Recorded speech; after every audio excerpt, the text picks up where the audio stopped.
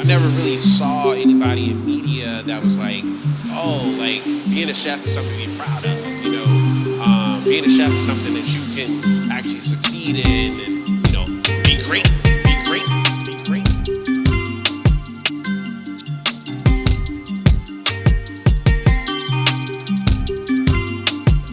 Hey guys, welcome back to 1,000 Days. I'm here with Chef DQ, my podcast mate Patrick, And Patty, and Nicole. And we are shooting episode 14, and we're going to talk about workspaces. This is a good topic because even if you've been a business owner before, been in a restaurant or a brick and mortar, and decided to change and maybe do a shared kitchen, you still have to know what works for you. You still have to be able to build out what will work for your business model.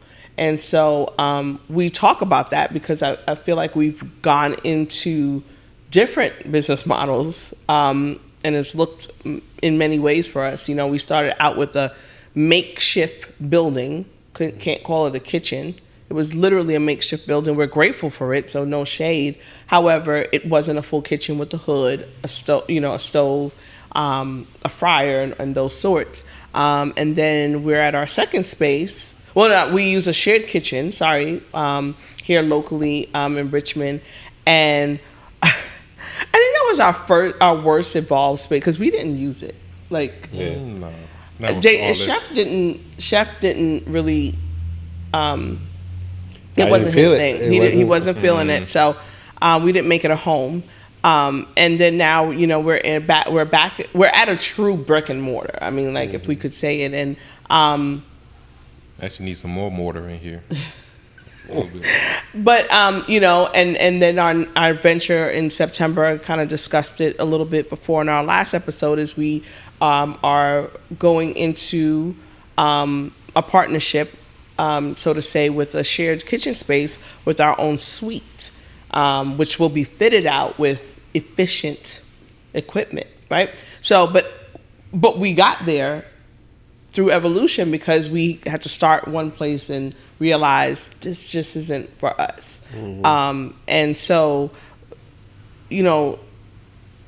what do you, I'll start with Patrick, actually, because this is new for you, right? I don't know that you've worked in a restaurant prior to really kind of, so for you, as that non-restaurateur person, what's your thoughts about having to even, and you being a part of all these processes, what's your thoughts about what you may have thought this process should look like, Well, as far as the workspace, one thing I've learned about myself, I'm very habitual, and I kind of have a bit of OCD as far as how my sections are set up. Mm-hmm. How I like to work is, like I said, habitually of just, okay, what do I need to do? All right, what's the most efficient way to do it? Okay, once I establish those two things, I'm going to keep doing those same things over and over and over again. So to be able to do that, everything has to be in the right space every time. I'm laughing. I'm sorry because of when he changed around this one and we both came I was hot. You were hot? I was hot for 2 weeks straight until, I had a new routine. I was like, all right, well, now I know what I'm doing. Mm-hmm. I'm good again. So real quick, Chef has a habit of coming in and just doing whatever. Rearrange. By himself, no less. Not even with, hey, guys, we're going to come in and do it together. You come in, and I think we've been in this space for 8 months, maybe going on 9. And I have flipped my wig at least twice. The first time he switched it up and brought in all this stuff, and I came through the front door, and I said, what the fuck? And I turned around and went home. I was like, can you hear that? Was that loud enough? Or I just making sure that everybody knows. But that was before exactly y'all came. That was before December, is when he originally disasterized it. And then he disasterized it and realized, all right, well, we're bringing in more people. So December, what are we going to do? And he decided to do it in January. And I mean, Patrick and I was just looking at each other that parent that you're like, what is wrong with them? And we're like, Man, we bumped into each other about 100 times that night. I mean, I think it was just like, what? It just wasn't efficient. But now we're fine. I think we're like in our most efficient moment in this space. You know. I mean, yeah, like I said, I think even that played to it of just, the change was necessary. And like I said, just because I like to work as efficiently as possible, the way we arranged our workspace really mattered. Putting the Dell field in the back so that we can kind of make everything in the back and then only have to come in the front for like the pieces and stuff like that. Just kind of makes sense. But it's just like really leaning into that, like knowing what we're good at, what we're really trying to do, and setting it up so that we can do just that. At the old space, it was cool. We made it do what it do, but it was also small. So it was just like I said, we can make it work, but it's just not ideal. You know what I'm saying? Same thing at the co-work space, where it's like we could make this work, but like I said, I don't feel it really. Here, we're a little closer, where it's like we had a little more space. We had a little more malleability with even being able to change around so much. Like at the old space, you could really only move something but so much. Oh, but he moved it he rearranged that kitchen in the 3 years. At least 8 times, I feel like. I mean, I felt like I've come in on a weekend. Again, I wasn't there in the week, and I was like, okay, like what happened? But so obviously we don't have any report of what the suite is going to be like, right? We've already fitted it out, so which obviously we kind of had to go, so you were not a part of that, but trust that I did the best that I could. Right. Okay. And so we don't have any inference of, we can't add that into this conversation, but to date, I mean, what do you think, which space has been our best space to you? I mean, even though he didn't like Hatch, I mean, could that have been a good space? I mean, I think it's just about the progression of it. Like I said, just going from the first space that wasn't even really a kitchen to go into a co-work space that, it's a kitchen, but it's not really ours. To come into this building where it's like, all right, we have a little more control. This kind of is our space. But now we kind of see, all right, we have a kitchen, but we need specific things. Now going into a space where, hey, what specific things do you need? Right. And, kind of fitting it out exactly like that. Yeah. So I think it really just is that logical progression of, us kind of being more clear about what we need versus, when we first started, hey, we just need a space. And then to, hey, we just need a kitchen. Yeah. Right, to, hey, no, we need this kind of kitchen with these things. Yeah. To, hey, no, I need this. I need this. I need this. I need 2 of those, 4 of those, and I need this much space on the side. Yep. And I feel like that just comes with the journey of just, like I said, clarity. And understanding as we grow, we learn more details about, our journey and what exactly we need. Yeah, for sure. Well, you'll be happy to know that we got a real grid, like a real flat top. Okay. So that's gonna be cool. Is it a 6-burner stove? We did a 6-burner attached with the griddle, so like the back. Okay. So but with a bigger griddle, I think a 24-inch, and obviously the oven below, which would be like a double oven, essentially, but it's full. Okay. But yeah, I mean, I'm kind of really excited. I know we were excited about this space with the wine and but there's factors outside of our control that going into a space, you always wonder when people knock down buildings and rebuild it, right? Daquan and I don't know about anyone else. We drive around often. We visit spaces often. We see changes in Richmond. And we often wonder, like, okay, well, why so-and-so just came and built this up or renovated it. And then now this new business is coming and tearing down the building. And to date, I see why, why they're doing that. Because you really have to have a building specific to your needs. Yeah. And which means you have to then have a lot of money inflow or reserved, maybe being even an investor, that Daquan and I are against. Yeah. For many reasons. Not that it's bad. It just is not our model that we want. But it's understanding why you have so many abandoned buildings, because I will now question walking up to any abandoned space and wondering if like I would be willing to sign that lease. Yeah. I mean, even the shared space that we had got approved for, that we could have had our own shared kitchen space, we were questioning the walk-in. Well, Yeah. because we didn't have, I mean, we had, and the funny thing is, at that time, we had the money that we could have fixed it. But we just said, we didn't want to. This is messed up, and something else might be messed up. yeah, so we didn't want to. But, I mean, it might have been the best space for us to work around. But, you know, even you, Chef, like, you know, what's your, I mean, again, we can't speak about the suite, but, like, what do you think? Do you think it'll be a better space for us or a better moneymaker? Because there's a difference. Well, to speak to exactly, like, you know, the Contextually to the what topic yeah. is really what at hand is spaces? picking the, like you said, the space that works best for your concept in totality. And I think for us, that would be better than what we've chosen previously, simply because all of our stuff is delivery. It's going out the door. That is our model, right? That is our business. So having something that is built specifically for that will more or less serve what we're trying to do. So in a normal restaurant or whatever the case is, we're going to have multiple people. You have to have people in the front. You have to have people in the back.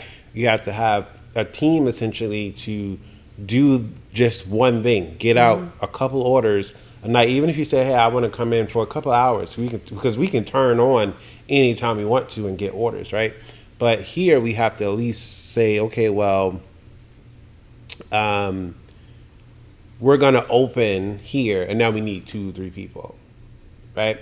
So instead of, okay, well, we can go there, and then we can just have one person, right? I still think there's a factor of two, but I'll let you. But you could at any given time You open could with operate on one. because if you're just doing a couple orders by yourself, you don't need to have that front thing is taken care of. So now you don't need to worry about a driver coming in, nobody know where they at. Oh, blah, blah, blah, the driver the nobody's other reading night them. who just I come out, he drinking water. Well, Just yeah, some I mean, good water. You get to cut all of that out, right? So that's what I think. Because there's limitations on how much you will get involved with. Even for me, making orders. I mean, last night I had the cookie thing, I had the driver thing, I had the pizza thing. So like I couldn't pull myself to the back to kind of help you as much as I did Monday, because it was just like everything. You know, we were good, but it was just a little of everything. But yeah, I mean, it does limit you. Okay. Yeah, I mean, so I think that would be better. But then also just having a space with enough equipment would also be a lot better as well. The right equipment. I think what we've always done, which is good, is that we have essentially built our business in the environment of less than, right? So we've said, okay, well, we don't have a fryer, we don't have a full kitchen, we don't have a hood, we don't have a grill, we don't have this and that. So we've always used less equipment, less than equipment, and we've made it work. So we built our business off of making it work. So now if we're presented with an entire kitchen that is fitted out perfectly for what we want, now we're just going to be even more efficient. I think, because we already know. And then if something goes wrong, say if something breaks, we're not, oh, it's over. You know, it's like, no, we know like how the to fryer just, went out. Yeah. we know how to just switch to this, go back to that. So just to let you know, we're not getting 3 fryers. We're only getting 2. But that's simply because you guys wanted the window view versus a 10-foot hood. That's fine. But let me ask you a question though, Chef. Like, you know, what we do, like when we have, let's say if we have like 3 9-pieces with the 2 fryers, how quick would that, like right now, how long does it take us? 3 9-pieces, 30 minutes. And how long would it take us for the vats that we got?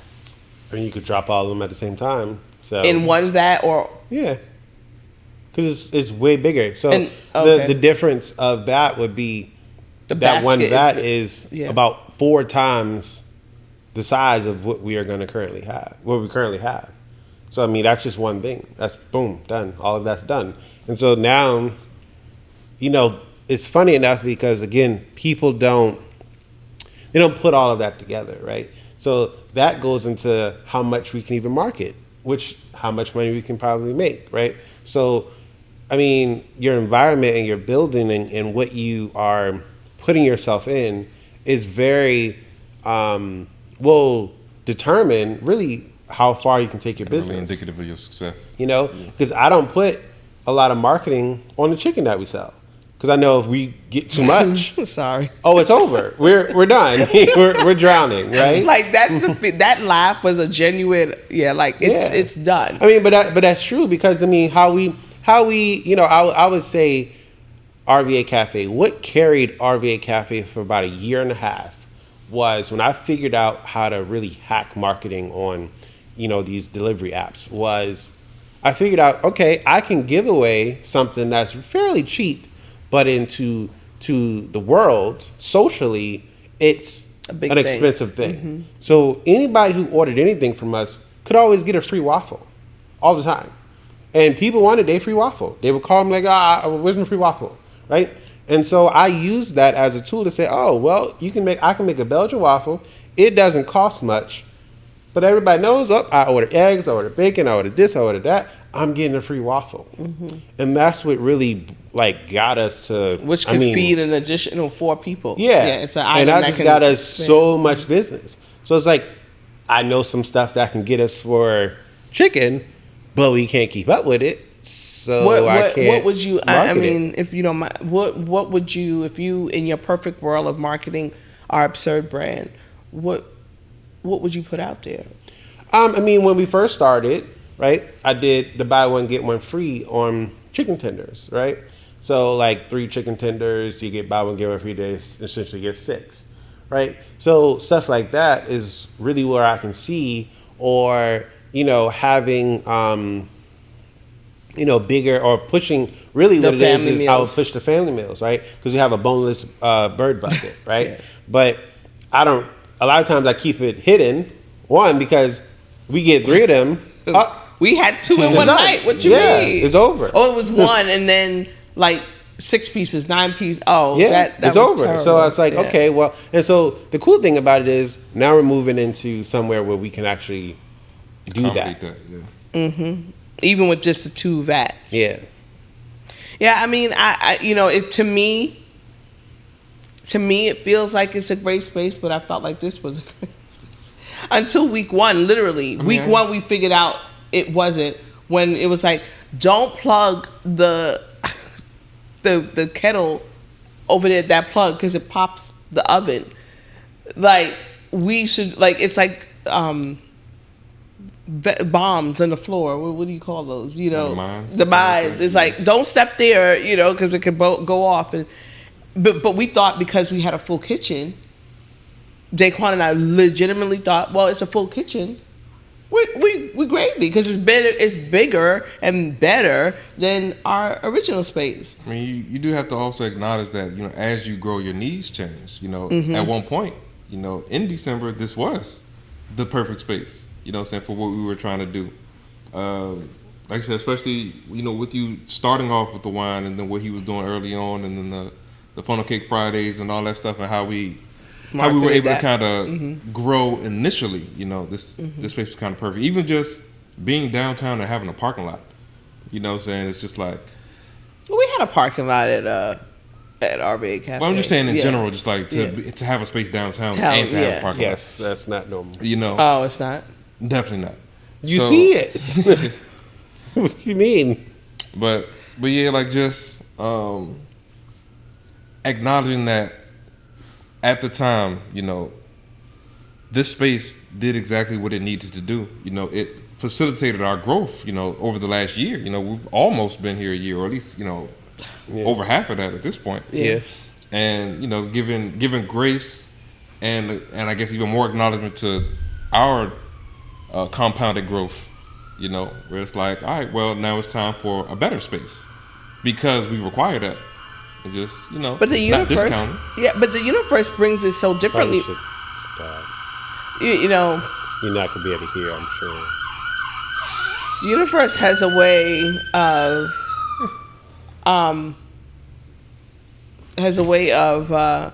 Being rude, shutting you up. and then literally turn it off after they made the turn. Yeah, there you go. Sorry about that, guys. Our fault. That's what a storefront brings. He gonna cut that, so it doesn't matter. No, he's not. So, but now, he made me lose my train of thought. So, yeah. So, I lost what I was going to say. Tragic. It went in the ambulance. It's dead. He's in the back of the ambulance, not to be revived. That's trash. What were we talking about? I feel like just the growth. You know what I'm saying? Like yes. literally going from this was the perfect space. Right. So, we always think all of the spaces are perfect, but I just often wonder, what would it be like if we get a space that we can, literally build from scratch? We're gonna grow out of that too at some point. I feel like that's just inevitable. Or we could just get multiple spaces. That too.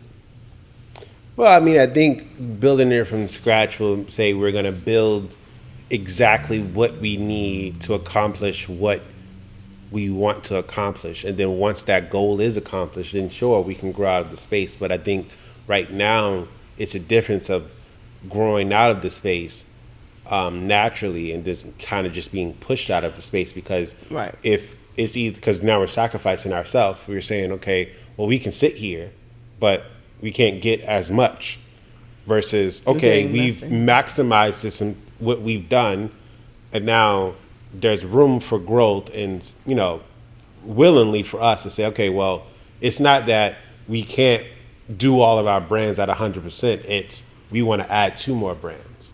3. Or 3, and we know that this space cannot handle 3 more All that. brands. Well, that was what I was going to say. It was also because the universe has a way of really making, us have to really think what's going to work for us, right? So this space is pretty big. 2 kitchens, a dining room, a bathroom. We'll realize how important that is shortly. And that space is a room, right? So how do you pick?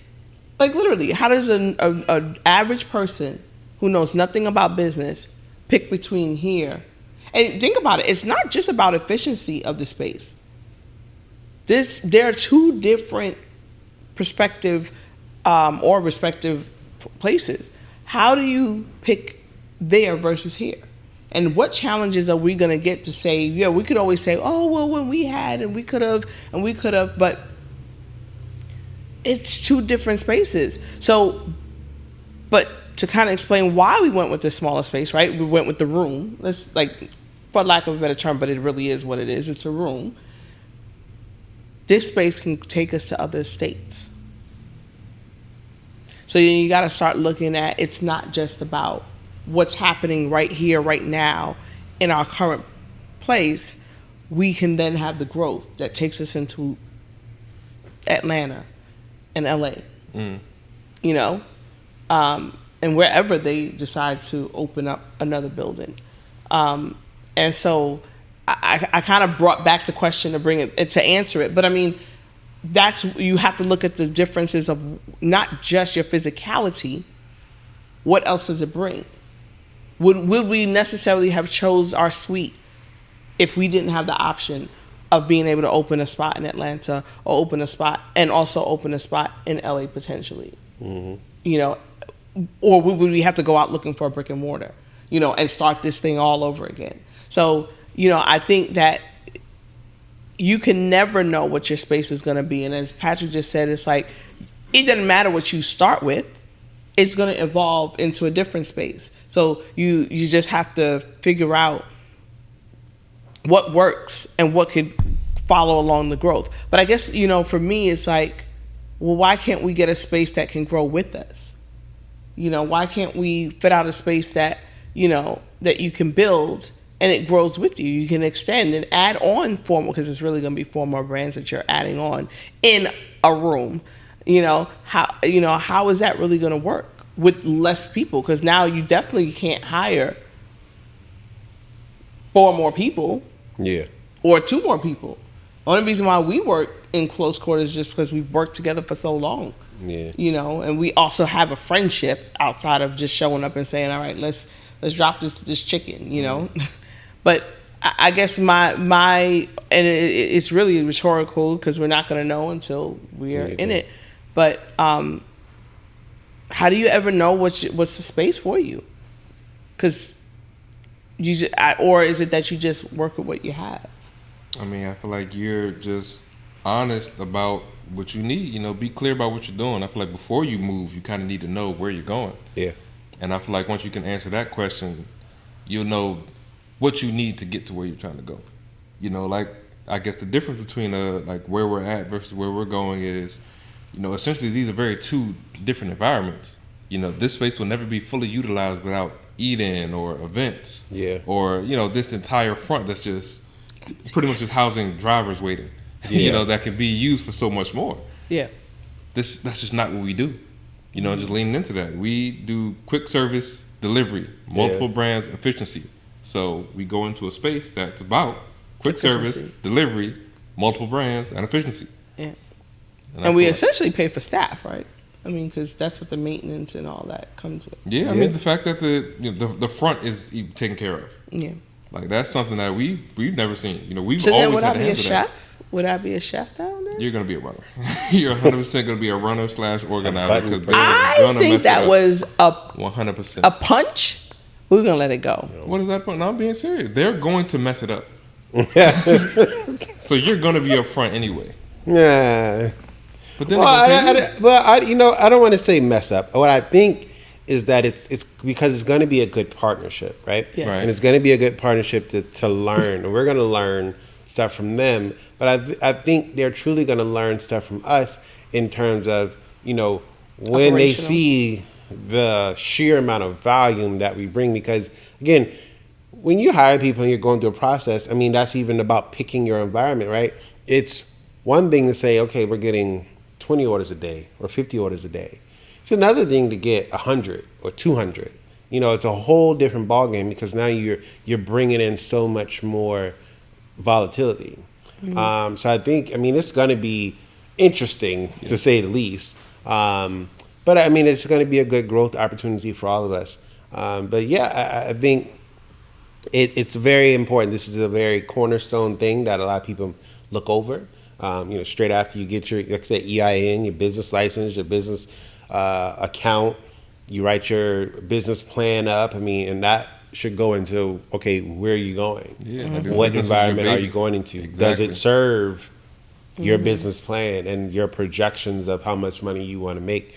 But I think, we hit all the points. And we can drop it, end it here. But I will say, because maybe the question may come to our viewers like, well, then why'd you get the space, right? Well, we got the space because we were trying to incorporate the wine portion of our world, and that's what the space brought.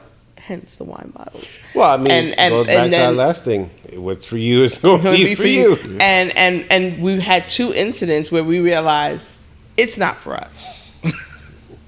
Yeah. One of us may have been challenged to figure that out quickly, and the other 2 may not. But for sure, it's just not what we need to focus on right now. And so yes, we did pick the space, but we picked the space thinking this was better than our original space that was a makeshift kitchen. Yeah. So a place with 2 kitchens would work for us, not encompassing all the other things that drive that. So just kind of, if that question comes to mind, why are you dogging the space that you just came in? Well, we didn't do our homework, guys, and we didn't do our research. So that's real. That's a real thing. We're in it right now. So it's real. We wanted to get back out there. We wanted to show the world that you can run 6 brands out of one kitchen if you just put the time.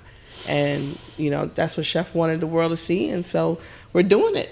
But we want to thank you guys for stopping by, seeing us for episode 14. We struggle every time. I'm the geriatric here. I'm the resident geriatric, but the youngins don't remember either. So there you go. But we're ending episode 14. Come back and see us, and we out. Never really saw anybody 1,000 days. that was like, 1,000 days. being a chef is something to be proud of. Stop it. Being a chef is something that you can